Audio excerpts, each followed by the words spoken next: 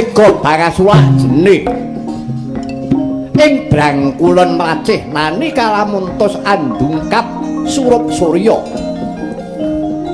tepining Bengawan Bagiratri wonten setunggaling putri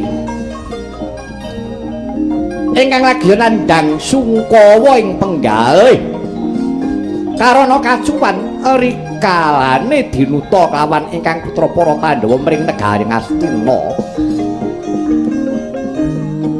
ngengetaken kawan Prabu Duryudana parandene pangandikanira Sang Dewi Kunti Talibrata datan tinampi kawan ingkang putra pulunan Prabu Duryudana Kepara Prabu Duryudana nguman-uman kelawan kusumaning ayu Dewi Kunti ngantos kalepat los tanpa pamit wangsul mring kasatriyan Panggombaan Kempal kawan Sang Widura ing mangke wancine Sang Dewi nedya sesuci wonten Bengawan Bagiratri ingkang tirtane dinanggep suci kawan para tapa dereng ngantos kelampahan siram jamas kedadak kapiyarsa krincing ing kendhalining kuda kalamunta ana rata anenggih punika ingkang putra Ngamoga Prabu Karna Pasusena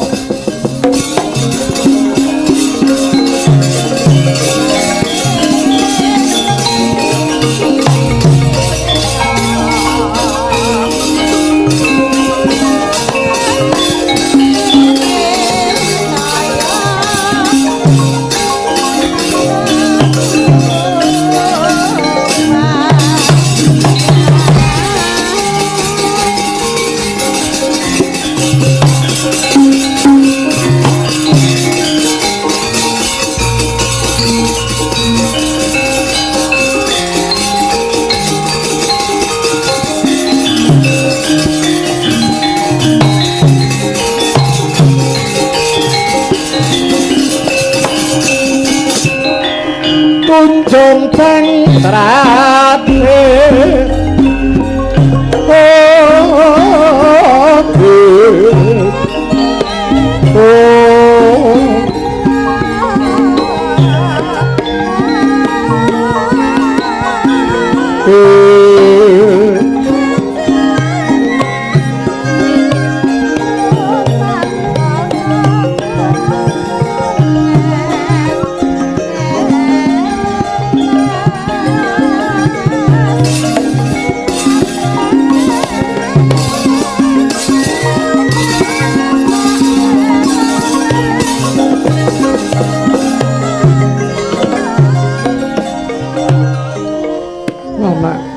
anakku Karna ora nyono sepulpun ibu bisa ketemu kelawan sira Karna ana tepining Bengawan Bagiratri aku ibumu Karna aku ibumu Dewi Kunti Talibrata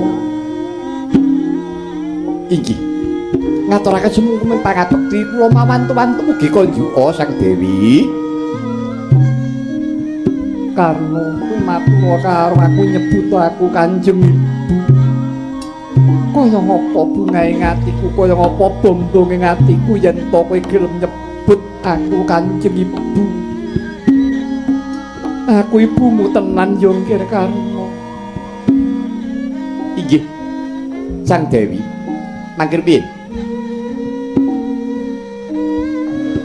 pramila kula nyebat kaliyan paduka Sang Dewi menika janjanipun kula inggih ngertos ngantos pamireng kula keberbegen menawi to Karna menika putranipun Dewi Kunti namung cacatipun kula menika kok dereng nate ngraosaken sepinten agenging tresnanipun Dewi Kunti dumateng putranipun pun Karna cobi kula aturi paring dawuh menapa to sababipun putri menika kok dipun sebat ibu anane wanita disebut ibu karana wanita kang nggerbini wanita kang nglairake yen to wis nglairake diopeni dikula wentah dimulyakake nah menawi paduka Sang Dewi ngendika kados ngaten. Wanita dipun sebat ibu menika karana wanita ingkang grebini tumunten nglairaken lajeng kula mentah kaliyan putranipun madosaken kamulyan. Nggih ngaten to kala wau. Iya pancen bener mengkono. Lah rikala panjenengan nglairaken kula grebini inggih menika nglairaken kula panjenengan kula wentah menapa mboten? Iya pancen lakon rikala semana karna negara Mandura ketaman pepeteng. Ya mung merga saka ibu munggonku kepengin ngreksa kaluhuraning negara Mandura aja nganti negara Mandura iku mau bakal cemung merga saka ibumu aku. Mula aku nganti pisah karo kowe. Karena rikala semana kowe nganti tak larung yana pinggiring Bengawan Bagiratri kene. Oh, ngaten. Lah inggih panjenengan ngreksa negari Mandura menika menapa nggih kedah ngurbanaken putra. Dosanipun menapa? Putra kala wau ingkang boten ngertos kenthang kimpuling dumados ing negari Mandura kok ngantos dipun elok-elokaken ngantos dipun larung. Ora coba menika kados pundi? Mongko nyatanipun ingkang kula wentah gesang kula menika Kanjeng Rama Adirata kaliyan Kanjeng Ibu Nada. Adirata lan Nada kae bapakmu akon-akon lan ibumu akon-akon. Sinaosa menika bapak akon-akon ibu akon-akon. Namung kemawon kula wentah gesang kula ingkang dulan kula wiwit alit ingkang kula wentah ingkang ndang ngantos kula saged diwasa kados ngaten menika panggula wentahipun Bapak Adirata lan Kanjeng Ibu Nada. Kula boten rumaos menawi kula menika panjenengan kula wentah. Sang Dewi kula ngertos menapa sababipun panjenengan ngantos ngreripih kaliyan kula. Namung betekipun nyuwun pangapunten. Menika sampun dungkap badhe tumados ing Baratayuda Jaya Binangun. Boten kurunga wonten dawuh paduka Sang Dewi supados kula kempal kaliyan para Pandhawa. Ngaten to? Nggih ngaten menapa boten? Iya karena upamane yen to aku duweni panemu kaya mengkono apa aku luput ing atase aku iki wong tuaku ibumu bakal nyumurupi perangi anak mongko kang lair saka nggo garbaku. Kowe tanding kelawan Arjuna mung anakku kabeh bakal mentala nyawang karma. Mbok iyo ayo manunggal wae nggih kelawan kadang para Pandhawa. Dalah. Inggih Sang Dewi matur nuwun. Anggen paduka darbe pangiman kaliyan gesang kula. Namung rening kula sampun kalajeng inggih menika kula prasetya kaliyan Prabu Duryudana.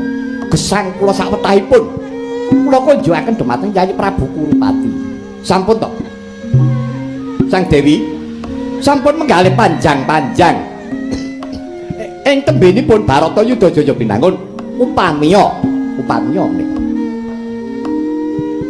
Janaka tembenipun mengsah kaliyan kula upami Janaka kamon Janaka gugur Pandhawa tetep gangsal jangkepipun kula menawi kula gugur madyan palagan Jawata sampun inggih menika paring garis papesten Pandhawa inggih gangsal Janaka ingkang minangka jangkepipun ngaten kemawon anggenipun menggalih sampun ngantos awrat-awrat Sang Dewi.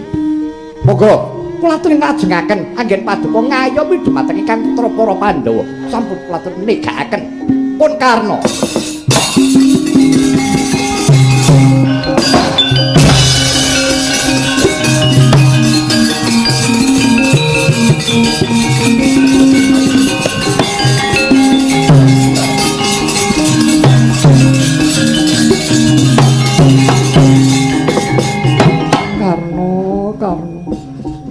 Wangkot wangkali hatimu nganti ucapmu tumanem ana pulung atiku kaya ngiris-iris jantungku nanging nadyan to mengkono karena aku bombok ibumu aku mongkok jroning atiku aku duwe anak duweni prastya kang gugur kowe netepi marang darmaning uripmu karena nadyan to ucapmu kaya mengkono ibumu ora bakal serik aku ndodo marang kalumputan iku Kanjeng Bibi